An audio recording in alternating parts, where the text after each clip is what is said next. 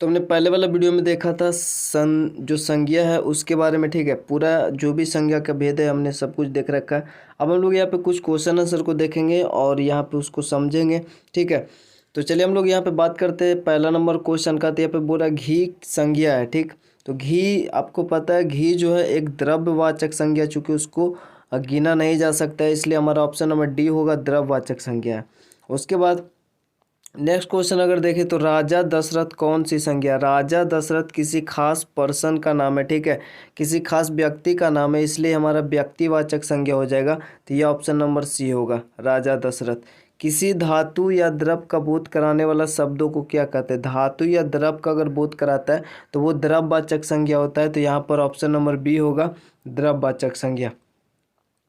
उसके बाद ईमानदारी सर्वोत्तम नीति है। तो रेखांकित शब्द कौन सी संज्ञा, यानी कि जो ईमानदारी है वो इस टाइप से रेखांकित अगर होता, यहाँ पे नहीं है बट वही बोल रहा है। तो ईमानदारी जो है एक इंसान के अंदर होता है, तो ये फीलिंग होता है, भाव होता है, ठीक है।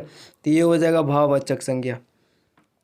उसके बाद आगे व्यक्ति या पदार्थों के धर्म या गुण का बोध कराने वाले शब्दों को कहते हैं। तो पदार्थों के धर्म या गुण और जो अवस्था होता है उसको हम लोग बोलते हैं। यहाँ पर व्यक्तिवाचक संज्ञा नहीं होगा, जातिवाचक नहीं होगा, भाववाचक संज्ञा ये भी होगा, ठीक है। धर्म गुण अवस्था जो भी है वो सभी भाववाचक संज्ञा होगा। तो ऑप्शन नंबर सी होगा इसका। और अगला क्वेश्चन है पदार्थों के समूह का बोध कराने वाला शब्दों को कहते हैं। समूह का बोध कराएगा तो समूहवाचक संज्ञा होता है, ठीक है। ऑप्शन नंबर डी होगा, समूहवाचक संज्ञा। और शराब कौन सी संज्ञा, तो शराब जो होगा यहाँ पर द्रववाचक संज्ञा होगा, चूँकि आपको पता है शराब जो होता है वो द्रव भी होता है, द्रववाचक संज्ञा होगा।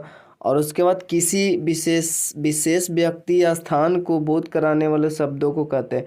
जो किसी विशेष व्यक्ति या फिर विशेष स्थान को बोध कराएगा तो वह हो जाएगा व्यक्तिवाचक संज्ञा।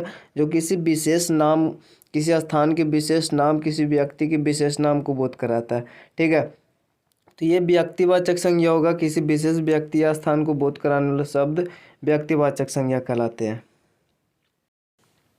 अगला क्वेश्चन, निम्नांकित में जातिवाचक संज्ञा कौन है। तो जातिवाचक संज्ञा यहाँ पर जाति नहीं होगा, राष्ट्र, मित्रता तो हमारा भाववाचक संज्ञा होगा, ठीक है। गीता, ये हमारा गीता किसी का नाम होता है, तो यहाँ पर राष्ट्र जो है वो जातिवाचक संज्ञा हो जाएगा, ठीक है। राष्ट्र हमारा जातिवाचक संज्ञा होगा। और राष्ट्र से भाववाचक संज्ञा बनाना हो तो राष्ट्रीयता इसको बोलेंगे। आगे वाला क्वेश्चन इस टाइप से होगा, ठीक है। तो किसी व्यक्ति, वस्तु, स्थान, भाव आदि के नामों को बोध कराने वाले शब्दों को कहते हैं। स्थान, वस्तु, उसको हम लोग संज्ञा बोलते हैं, ठीक है। किसी व्यक्ति, वस्तु, स्थान, भाव आदि के नामों को बोध कराने वाले शब्दों को संज्ञा बोलते हैं।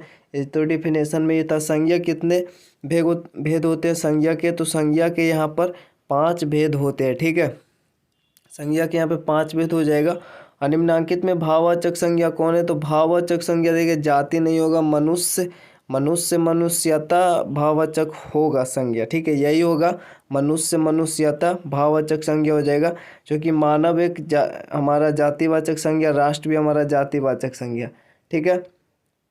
अगला क्वेश्चन है, निम्नांकित में भाववाचक संज्ञा कौन है। तो निम्नांकित में भाववाचक संज्ञा यहाँ पर देखें तो जाति नहीं होगा, राष्ट्र नहीं होगा, मानव नहीं होगा, बचपन होगा, ठीक है। बच्चा जो होता है जातिवाचक संज्ञा, बच्चा से बना हुआ बचपन, तो ये हमारा भाववाचक संज्ञा होगा। जाति का भाववाचक संज्ञा क्या होगा, जाति का जातीयता होता है, ठीक है। तो जातीयता हमारा होगा यहाँ पर ये वाला ऑप्शन नंबर ये, ठीक। उसके बाद निम्नांकित में भाववाचक संज्ञा कौन है। भाववाचक बोले तो यहाँ पर मित्रता हो जाएगा भाववाचक संज्ञा, चूँकि ये जातिवाचक संज्ञा ये सभी है। और उसके बाद मित्र से बना है मित्रता, ये हमारा भाववाचक संज्ञा होगा।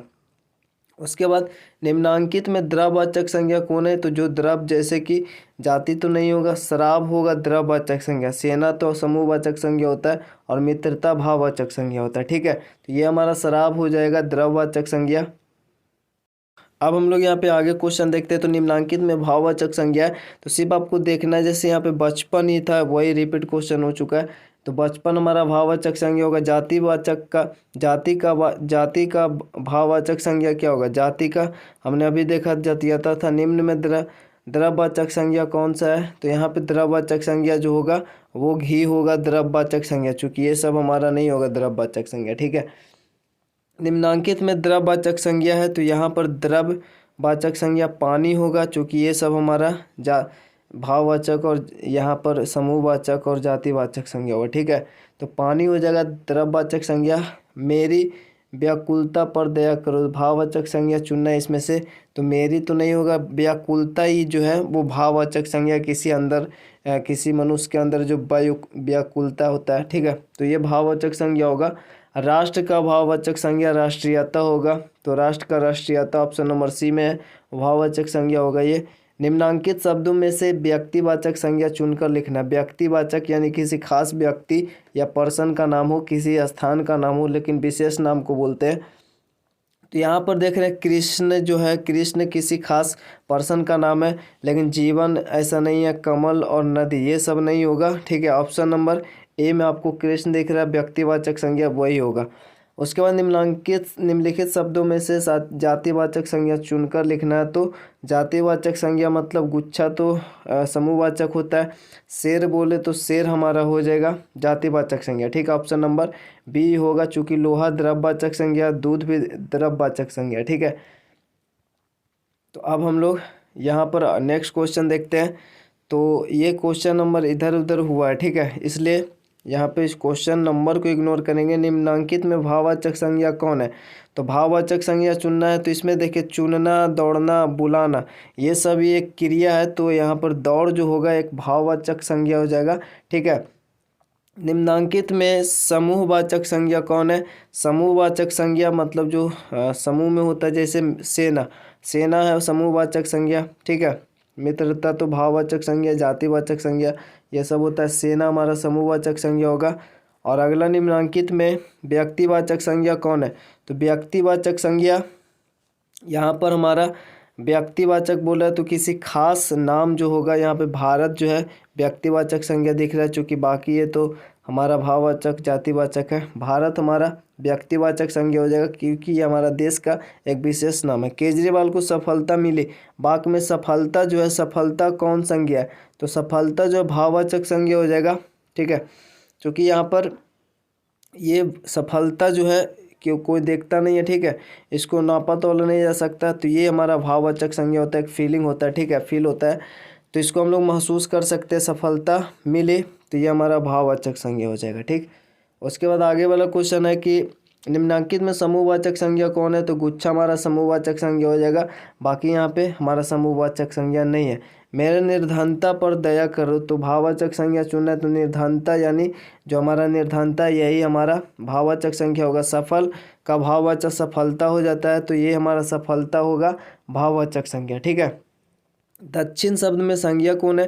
तो दक्षिण शब्द में दक्षिण ही हमारा संज्ञा ही होगा, इसी वही होगा, ऑप्शन नंबर डी होगा। ठीक, तो हमारा अगला क्वेश्चन यहाँ पे बोला निम्नलिखित में से संज्ञा का भेद होता है। तो संज्ञा का भेद यहाँ पे पुरुषवाचक भेद संज्ञा का नहीं होता है, व्यक्तिवाचक, संबंधवाचक, निजीवाचक। तो हमने व्यक्तिवाचक संज्ञा पढ़ा है, ये हमारा हो जाएगा संज्ञा का भेद। ठीक है, उसके बाद द्रव्यवाचक संज्ञा का उदाहरण है।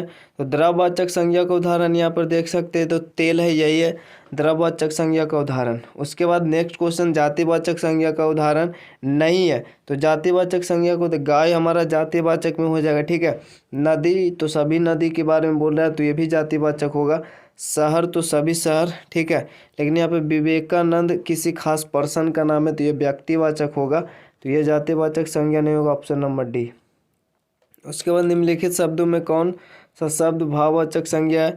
तो भाववाचक संज्ञा यहाँ पर एक होगा दूध, दूध नहीं है, दूध द्रव्यवाचक है। सभा समूहवाचक है। ताजमहल, तो ताजमहल हमारा व्यक्तिवाचक संज्ञा हो जाएगा, लेकिन गरीबी जो है एक भाववाचक संज्ञा है। ठीक है,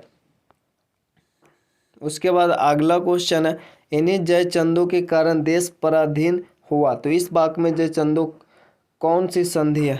तो यहाँ पर देखिए जयचंदों के कारण, जैसे पहले जो भी लड़ाई लड़े थे उन लोगों का, अगर यहाँ पे जैसे जो आपका वाक्य है उसको पढ़ने से पता चलता है कि जो पहले जो भी वीर थे, ठीक है, जिन्होंने लड़ा, उनके कारण देश पराधीन हुआ।